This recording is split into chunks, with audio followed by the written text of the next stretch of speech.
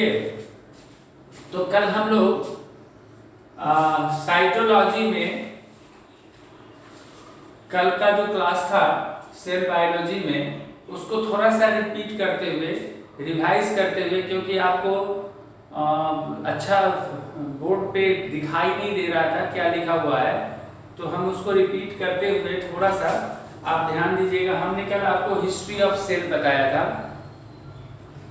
एक history of cell में आज सबसे पहले हम लोग ये रॉबर्ट हुक के बारे में जानकारी लेंगे।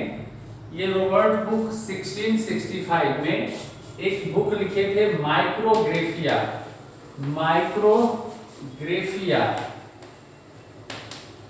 देखिए ये किताब में, इस जो किताब है माइक्रोग्राफिया, इस किताब में क्या हुआ कि वो जो रॉबर्ट हुक हैं वो जो कॉर्क का थीन स्लाइस बनाए थे, कॉर्क का थीन स्लाइस बना के उसको जब माइक्रोस्कोप से देखा तो इसके अंदर, इस स्लाइस के अंदर हनी कॉम्ब लाइक स्ट्रक्चर दिखाई दिया।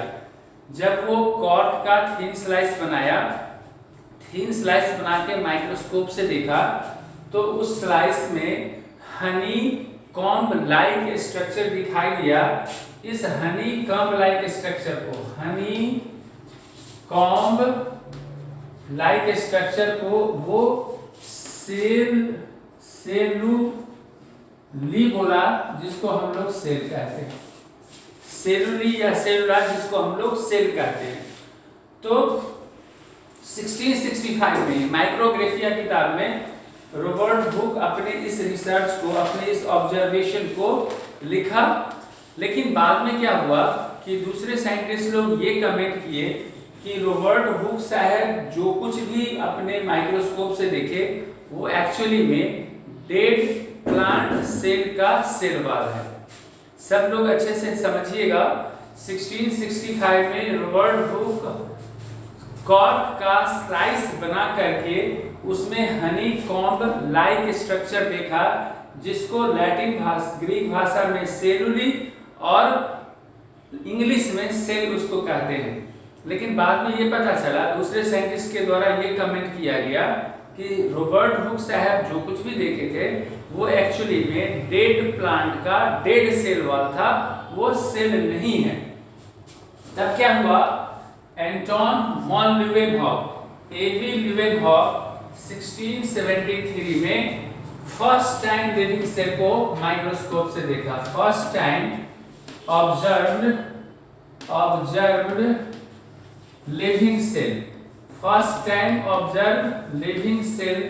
जैसे उन्होंने प्रोटोजोन को देखा, ब्लड सेल को देखा, स्पर्मेटोजोआ का उन्होंने लाइव, वो सबसे पहले इन सारे सेल को उन्होंने अपने ही द्वारा बनाए गए माइक्रोस्कोप के जरिए देखा।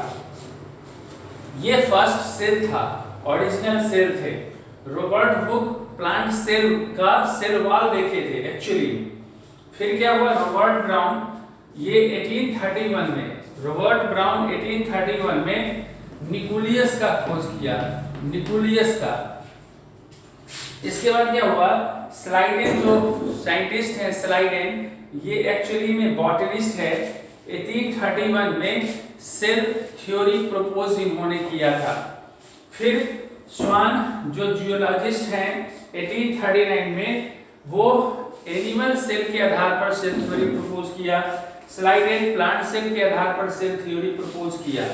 फिर देखिए ये साइंटिस्ट पुरकिंजे हैं, ये वॉन मोहल, दोनों 1839 में जो डुजार्डिन के द्वारा जिस टर्म को सार्कोड कहा था, ध्यान से सुनिएगा, पुरकिंजे एंड वॉन मोहल 1839 में डुजार्डिन के द्वारा जिस चीज को सार्कोड कहा गया था उसको उन्होंने प्रोटोप्लाज्म कहा। ये प्रोटोप्लाज्म का खोज करने वाला साइंटिस्ट, सार्कोड को प्रोटोप्लाज्म कहने वाला साइंटिस्ट पुरकिंजे और वॉन मोहल है। ये सेल थ्योरी प्रपोज किए, ये भी सेल थ्योरी प्रपोज किए।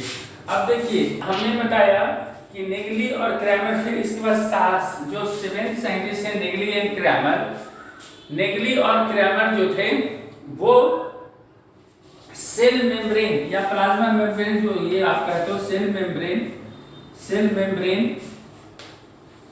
मेम्ब्रेन जिसको आप प्लाज्मा मेम्ब्रेन कहते हो, प्लाज्मा मेम्ब्रेन कहते हो, इस टर्म को प्रपोज किया। एक्चुअली में सेल मेम्ब्रेन का खोज, सेल मेम्ब्रेन जो है इसका खोज कोई श्वान नामक साइंटिस्ट किए थे। ये श्वान जो हैं वो सेल मेम्ब्रेन का खोज किए थे, लेकिन नाम नेगली और क्रैमर रखे थे। ये बड़ी इंपॉर्टेंट है आपको बेसिक के लिए, सब्जेक्ट को इंटरेस्टिंग बनाने के लिए कुछ साइंटिस्ट का नाम जानना आपको जरूरी है। आपने देखा जो फर्स्ट साइंटिस्ट है रॉबर्ट हुक 1665 में कॉर्क का थीन स्लाइस बना के हनीकॉम्ब लाइक स्ट्रक्चर उसके अंदर देखा, जिसको उन्होंने जिसको सेल कहते हैं, उसका खोज किया। लेकिन बाद में ये पता चला कि दूसरे साइंटिस्ट के द्वारा ये कहा गया कि रॉबर्ट हुक साहब जो कुछ भी देखे वो एक्चुअली में सेल नहीं है, वो डेड प्लांट का डेड सेल वॉल है। तो एवी लीवेनहॉक साहब आए 1673 में और वो खुद के द्वारा बनाए गए माइक्रोस्कोप के जरिए सबसे पहली दफा लिविंग सेल को उन्होंने देखा, जैसे कि प्रोटोप्लाज्म को देखा, बैक्टीरिया को देखा, ब्लड सेल को देखा, स्पर्मेटोसाइट जो स्पर्म होता है उस सेल को देखा। तो लोगों को जानकारी मिली कि सेल एक्चुअली में क्या है। फिर रॉबर्ट ब्राउन 1831 में निकोलियस का खोज किए। स्लाइडेन जो बॉटनिस्ट थे वो प्लांट से रिलेटेड सेल थ्योरी दिया।